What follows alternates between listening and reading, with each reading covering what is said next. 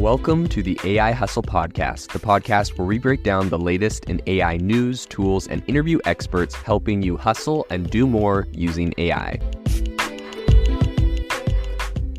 If you've been following the podcast for a while, you'll know that over the last 6 months, I've been working on a stealth AI startup.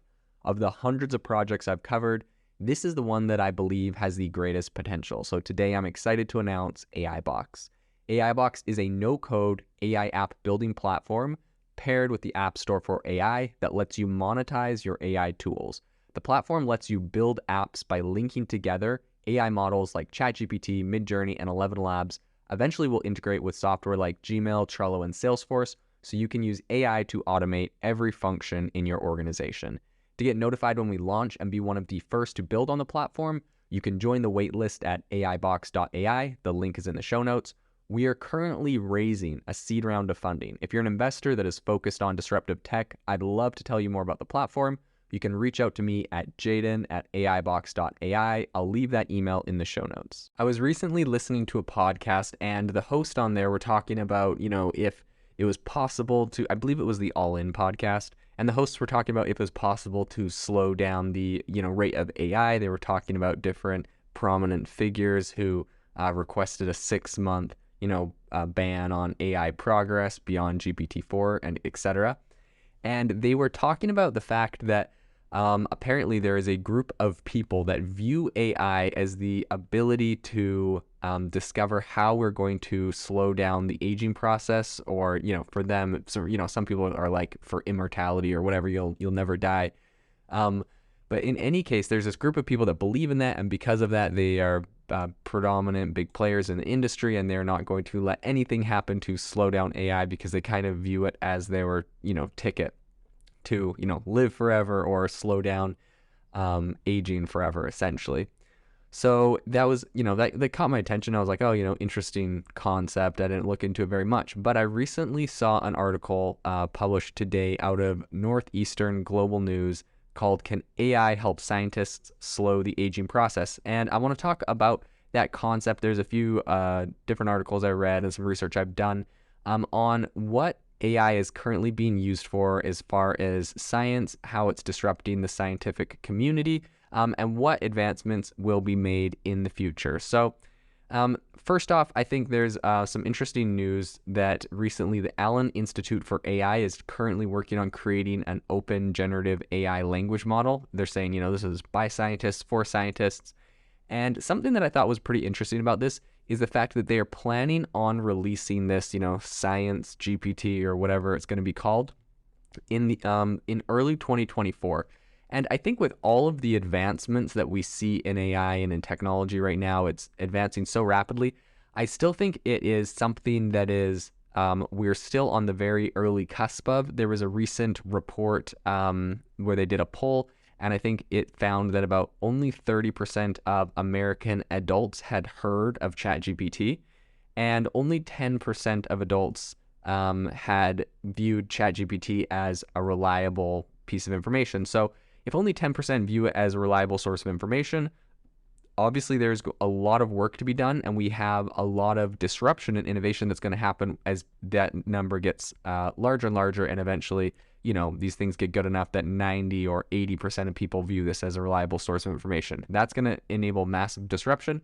Additionally, when 30% goes to 100% or 90% or 80% of adults that know what these AI tools are, ChatGPT and others, that is going to have massive disruption. And so I only bring that up to say, I believe that, while some people think like, oh man, ChatGPT came out, like if I want to get started in AI, I'm so far behind. There's all these massive companies doing these major things. I believe we are in the Wild West, the very, very early days. And, evident by that is the fact that the Seattle's Allen Institute for AI is not going to be releasing their new scientific LLM till early 2024. And I think we're going to, this time next year, things will be completely different as AI has, I believe, will proliferate every industry and every field. As some of these industries that are kind of traditionally known for going slower, like science, come to fruition and some of these tools become big players there, I really think that we are going to start seeing the proliferation of AI into everything we do. And so it's pretty interesting. Essentially, what they're doing with this tool right now is that they're going to be building it on 70 billion parameters of scientific data that they're able to create. They said that with the scientific community in mind, OLMO will be purpose-built to advance the science of language models. And the project apparently has a senior director who's a researcher at AI2, and they said that it will be the first language model specifically designed for scientific understanding and discovery. And I think that's really important because we have other models right now. This one specifically focuses on discovery, which is kind of the cash cow, right? These pharmaceutical companies, a lot of other companies want this kind of scientific discovery model that can help them to, create new compounds, new vaccines, new medicines that they can patent and make a lot of money from. So I think this is going to be a very lucrative field. I do think it's interesting, though, that just in general, when I think of like science, I do think of a lot of really rigorous testing and bureaucracy that kind of goes behind a lot of industries around that. And so it doesn't surprise me that this like tool is not slated to come out till early next year. Obviously, they're taking their time with it. They have a lot of interesting features, I guess they'll say. One of them is they're concerned by how much electricity ChatGPT used, so they said they're going to try to make it one of the greenest supercomputers in the world. They said that to produce something explicitly designed for scientists and researchers to engage with and learn from and use to create the next generation of safe, effective AI technologies. I really think that they're kind of focusing on a bigger picture. They're taking their time. They're being slower with it. And perhaps that's because of the industry they're in. And I wonder if, number one, they'll get beat by someone that goes faster, or if, number two, that's just the speed of this industry. And if so, what other industries are slower when it comes to these kind of adaptations? And so as we think like, oh my gosh, all this stuff is coming out and I'm getting left behind. In our Facebook group, I recently heard from someone who is in the construction industry. They weren't 100% sure what they were going to use ChatGPT for.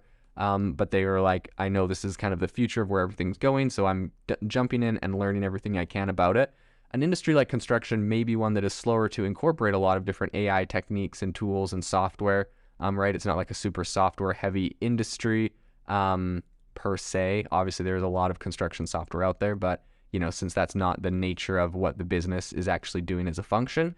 And so I believe that given the next few months and the next year, we're going to see massive proliferation into all of those different industries. So going back to the idea of, slowing down aging with AI, which I think is a really interesting concept. In a recent interview with some researchers and pharmaceutical companies that are kind of continuing this search of, using AI, there was a man by the name of Harian who said, I think aging is the emperor for all maladies. And he said that aging is the single biggest risk factor for developing any one of, a number of different diseases, including heart disease, Alzheimer's, cancer, and a number of different things. And so they, him and a lot of other different scientists are currently putting AI to the test, trying to use it to figure out ways to slow down human aging. It's pretty interesting to look at, what they're currently doing with it. I think the main areas are that the three main tools that they're currently working on developing. The first is to use the data in like predicting a predictive analysis kind of a way, which essentially is going to allow researchers to see what's going to happen in the next in a pattern of data. So they're going to be able to use this AI to help generate predictions on what different medicines, what different remedies, what different routines will have on a person's ability to age or slow an aging process.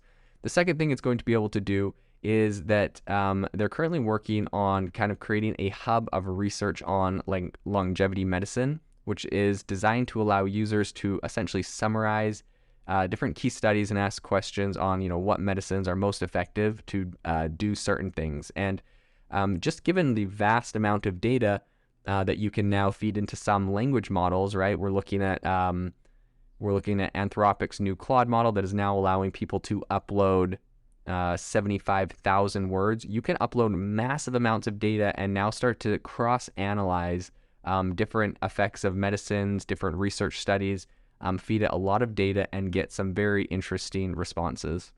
The third thing that in this longevity study they're currently working on developing is using it to help them develop new drugs. So a researcher can, narrow down a list of the best molecule candidates for potential drug from a list of, millions with the help of AI. And so the tools they're developing are going to help them to be able to suggest, the molecules that are going to work best in creating drugs and in creating compounds that, allegedly will help us slow down aging. So I think it's going to be really interesting to see how this goes. Harahan said that instead of completing a sentence, it can complete the structure of a molecule, right? Talking about AI. So we're all used to asking it questions and getting, a sentence or getting it to respond. But biologists and scientists right now are looking at how to use that same technology, that same transformer model to predict the structure in a molecule that would be best to help do that. Something interesting, an interesting concept I did read that they brought up was the fact that measuring age in the same way that we use a thermometer to measure temperature or some tools to measure blood pressure, it is not something that exists at the moment, but it's something that they're currently developing. And so that will be really interesting. You don't have to write down your age at the anymore. They're going to have tools that will be able to measure your age based off of AI, which I think is going to be really interesting. And if I were to guess how they're going to do that, I'm assuming they would take a bunch of different data sets about people and including like biometric, like, right? You could probably just take a picture of a person, say a bunch of different things about them, their age, race, or not their age, their race, their a whole bunch of different like pieces of data you have about them, take the picture and then train it through a neural network and say, boom, this is the age. And I bet you if you train enough, I bet you could use that to train an AI to be able to just look at a person and detect their age. So that's going to be interesting to see how that comes to fruition and what the different ways that this AI is going to be helping in science and medicine, and if it is indeed going to help scientists slow the aging process. If you are looking for an innovative and creative community of people using ChatGPT, you need to join our ChatGPT creators community. I'll drop a link in the description to this podcast. We'd love to see you there, where we share tips and tricks of what is working in ChatGPT. It's a lot easier than a podcast, as you can see screenshots, you can share and comment on things that are currently working. So if this sounds interesting to you, check out the link in the comment. We'd love to have you in the community. Thanks for tuning in to the AI Hustle podcast. If you could do us a massive favor, we would really, really appreciate it if you could leave us a review wherever you get your podcasts. This helps people find the podcast. It helps people know this is a good place to go. And we would really, really appreciate it, as it helps us continue to bring on incredible guests and share incredible content for you to listen to.